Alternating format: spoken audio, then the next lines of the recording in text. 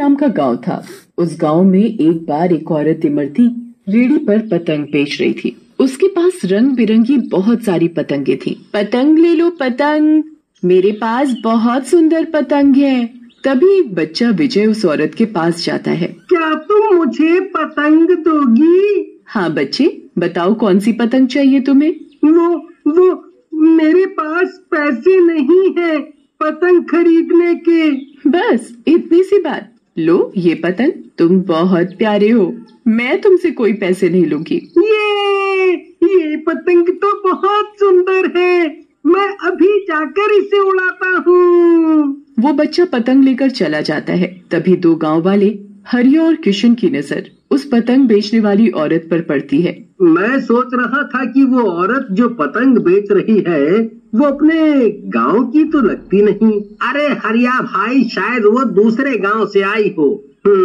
हो सकता है। अच्छा अब चलो, नहीं तो सारी पतंग बिक जाएंगी और हम यहीं बातें बनाते रह जाएंगे। हरि और किशन भी इमरती से कई पतंगे खरीद कर अपने घर ले जाते हैं। थोड़ी ही देर में इमरती की सभी पतंगे बिक जाती हैं और वो अपनी खाली रेडी लेकर वहाँ से जंगल की तरफ चली जाती है। माँ देखो, ये पतंग कितनी सुंदर है। अरे बेटा, ये पतंग तुम्हें किसने दी? अगर तुम किसी की पतंग छीन कर लाए हो तो बेटा ये गंदी बात है। भंवरी विजय को इतना ही बोलती है कि क्या देखती है, विजय का शरीर पतंग बन गया है। विजय मेरे बेटे, ये तुझे क्या हुआ?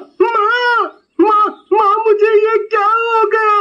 मैं पतंग कैसे बन गया? माँ मुझे बचा लो, माँ। तभी हवा का एक झोंका आता है और विजय को ऊपर आसमान में उड़ा ले जाता है। पीछे उसकी माँ चिल्लाती बिलखती रहती है, ओह गांव वालों, मेरे बेटे को बचाओ, कोई तो मेरे बेटे को बचाओ। क्या हुआ बहन, कहाँ भागी जा रही हो? वो मेरा बेटा ऊपर उड़ गया, वो देखो ऊपर। सभी गांव वाले विजय को पतंग बना देख चौंक जाते हैं। विजय उड़ता उड़ता जंगल में चला जाता है और एक पेड़ पर जाकर अटक जाता है। उस पेड़ पर और भी लोग पतंग बने अटके पड़े थे। तभी वहाँ इमरती आ जाती है। वो कोई साधारण औरत नहीं थी, वो तो कोई चुड़ैल थी। तुम लोगों का यही हश्र होना चाहिए, फंसे रहो इस पेड़ पर। अब तुम इस भरे जंगल में तुम्हें कोई नहीं आएगा छुड़ाने। तुमने हमारा ऐसा हाल क्यों किया? हम सबने तुम्हारा क्या बिगाड़ा है? जब तक मैं तुम सभी गांव वालों को पतंग बनाकर इस पेड़ पर नहीं लटका देती, तब तक मुझे चैन नहीं मिलेगा। तभी किशन और हरिया भी पतंग बने उड़ते हुए वहां आ जाते हैं और उसी पेड़ पर अटक जाते हैं। अच्छा, ये सब इस चुड़ैल का किया धरा है, ये सब इसने किया है। मैंने तो अपने बच्चों को भी दी थी पतंग लाकर, अब वो भी पतंग बन जाएंगे क्या? उन्हें छोड़ दे चुड़ैल, छोड़ दे। चुड़ैल वही पेड़ के नीचे बैठ जाती है। वो कुछ नहीं बताती कि उसने ऐसा क्यों किया। 15 अगस्त आने ही वाला था। सभी बच्चे पतंग उड़ाने में मस्त थे। वहाँ घर वालों का रो रो कर बुरा हाल था। अगले दिन चुड़ैल दूसरे गांव जाती है पतंग बेचने, अपना रूप बदलकर। अब उसके पास और भी सुंदर पतंग थी। पतंग ले लो पतंग, मेरे पास हरे रंग की पतंग है, लाल है, नीली है, पीली है। थोड़ी ही देर में इमरती की रेड़ी पर भीड़ लग जाती है। उसकी रेड़ी के पास कुछ औरतें आपस में बात करती हैं। रामती बहन देखना, अब के हमारे गांव में 15 अगस्त पर खूब रौनक होने वाली है। उस औरत के पास इतनी सुंदर सुंदर पतंग है, इन पतंगों से पूरा आकाश जगमगा जाएगा। तुमने बिल्कुल ठीक कहा। मुझे तो वो वाली पतंग चाहिए जिसकी ना लंबी सी पूंछ है।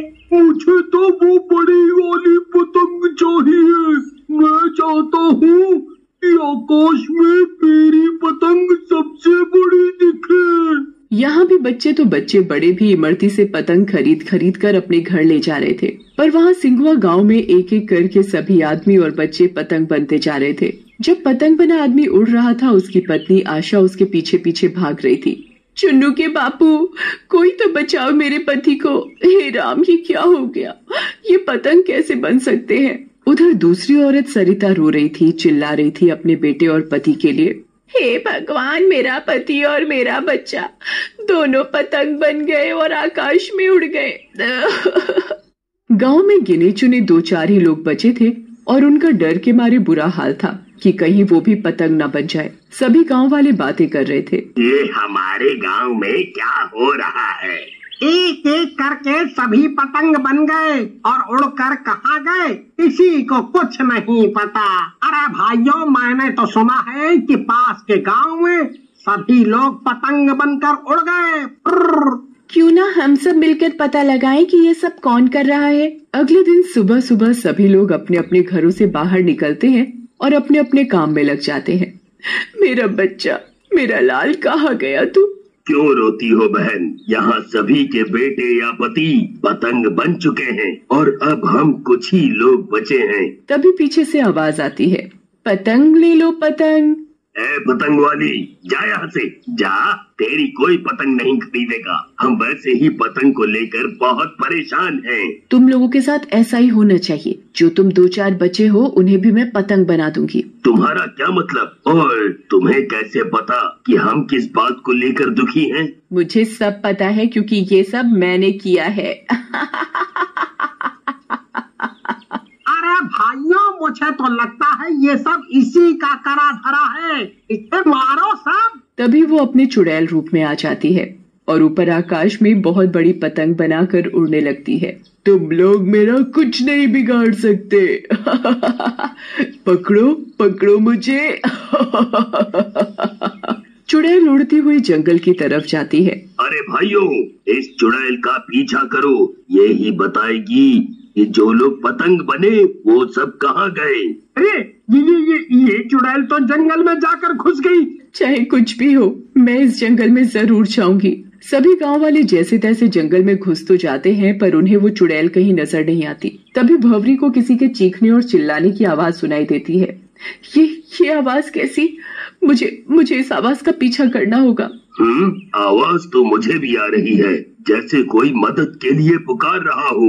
सभी आवाज का पीछा करते करते उसी पेड़ के पास पहुंच जाते हैं, जिस पेड़ पर किसी का पति तो किसी का बेटा पतंग बने अटके पड़े थे। वो देखो, वो मेरा बेटा विजय है। आखिर मैंने अपने बेटे को ढूंढ ही लिया। माँ, मुझे बचा लो, मुझे बहुत दर्द हो रहा है। अरे भाई, हमें यहाँ से उतारो। भूख प्यास से यहाँ लटके लटके हमारा दम घुट रहा है। चलो भाइयों, इन सबको पेड़ से उतारते हैं।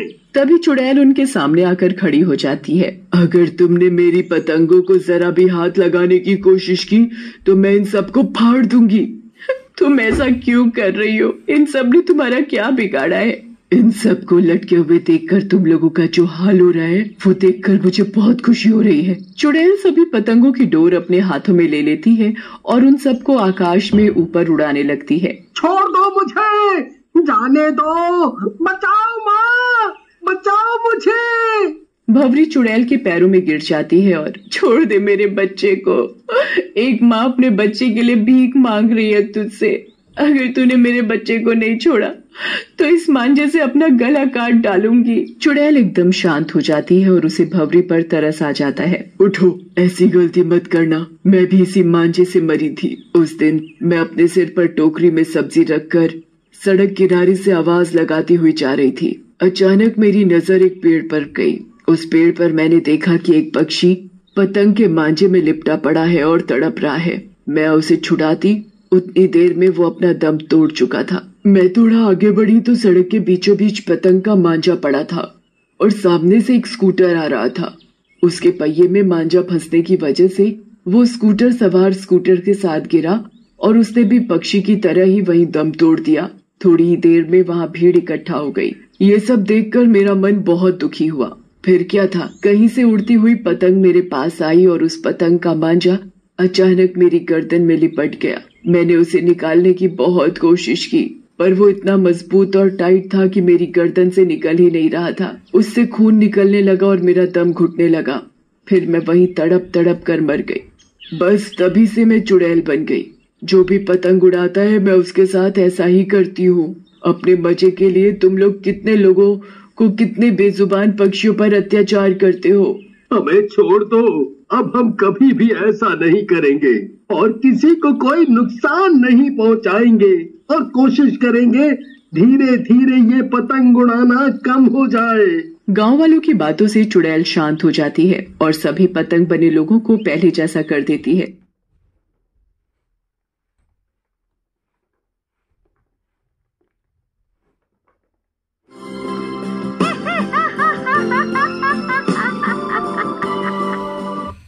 बहुत समय पहले की बात है।